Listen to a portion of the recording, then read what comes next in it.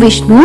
आज हम शब्द नंबर 24 की पहली 5 पंक्तियों के माध्यम से जीवन की बहुत बड़ी सच्चाई को समझने का प्रयास करेंगे।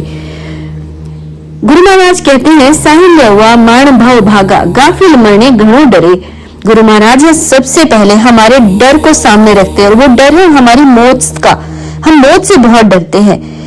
जो मनुष्य गाफिल है अर्थात जो केवल संसार में उलझा हुआ है, अज्ञानी है, उसका सारा ध्यान रहता है शरीर में, धन में, मान बढ़ाई में, परिवार में, और वही मृत्यु से ज्यादा डरता है। वह सोचता है कि मेरे बाद क्या होगा, सब नष्ट हो जाएगा, सब छिन जाएगा।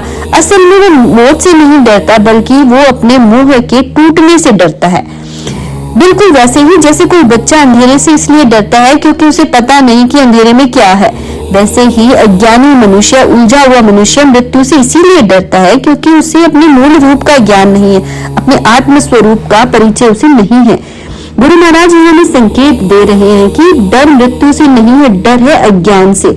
और इसके विपरीत जो साहिल्य है, जो सुलझ चुका है, उसका सारा डर समाप्त हो जाता है क्योंकि वो जान चुका है वास्तविकता को। आगे गुरु महाराज कहते हैं, सतगुरु मिलियो सतपंथ जिपायो, मरणे बहु उपकार करे। गुरु महाराज यह समाधान देते हैं, जब जीवन में सच्चे सदगुरु का मिलन होता है तब हमारे सोचने समझने का तरीका बदलता है। गुरु हमें समझाते हैं कि जो हमारा मूल रूप है वो अमर है, अविनाशी है। शरीर बदलता है। जैसे डॉक्टर अगर हमें समझा दे कि ऑपरेशन तुम्हें स्वस्थ कर देगा, ठीक कर देगा, तो जो रोगी होता है उसका डर बहुत कम हो जाता है। उसी तरह जो सदगुरु होते हैं वो हमें ज्ञान देते हैं, वो हमारे डर को मिटाते और हमें सही रास्ता दिखाते हैं। और वो हमें बताते हैं कि जो मृत्यु वो अंत नहीं होता बल्कि एक परिवर्तन है। जिसने सतगुरु के मार्ग को पकड़ लिया होता है उसके लिए मृत्यु भी उपकार बन जाती है क्योंकि वह उसे अगले ऊंचे स्तर की यात्रा की ओर लेके जाएगी। ये गुरु महाराज शब्दवाणी में हमें समझाते हुए कहते हैं कि अगर हमने जीवन को सही ढंग से जिया, हमने अपना उत्कर्ष किया, सही रास्ता पकड़ा, सच्चाई, ईमानदारी, नेकी के रास्ते पे चले है ना, तो हमारी जो मृत्यु है वो हमारे लिए उपकार है। वो आगे हमें और ऊंचे रास्ते की ओर लेके जाएगी, हमारा जीवन और सही दिशा की ओर बढ़ेगा, चाहे वो मृत्यु के बाद का भी हो। आगे सदगुरुदेव कहते हैं, रतन काया शोभंती लाभे, पार गिराए जीव तरे। कि जो सच्चा रतन है वो बाहर नहीं बल्कि हमारे अंदर है। हमें जीवन भर हम सोना, चांदी, मान बढ़ाई, घर, गाड़ी, इनको रतन समझते हैं, प्रॉपर्टी समझते हैं, लेकिन ये सब नष्ट होने वाले हैं। वास्तविक जो रतन है वो हमारा मूल रूप है, जो अमर है, अविनाशी है, शुद्ध है। जिस दिन हम अपने उस रूप को पहचान लेते हैं उस दिन से हमारा जीवन भी बदलना शुरू हो जाता है। फिर बस संसार सागर में हम डूबते नहीं है बल्कि हम उससे पार लगने लगते हैं। जो हमारा वास्तविक ज्ञान है वो हमारा आत्म रूप है, आत्म ज्ञान है। आगे गुरु महाराज कहते हैं, पार गिराए जिसने ही करनी, जपो विष्णु ने दो दिल करनी। यदि पार होना है तो सबसे पहले मन को शुद्ध करना होगा।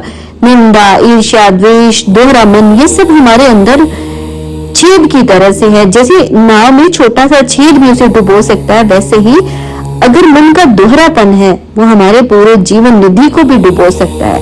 इसलिए आवश्यक है कि हम एक मन, एक विश्वास, एक दिशा की तरफ चले। यही हमारे लिए मुक्ति का मार्ग है।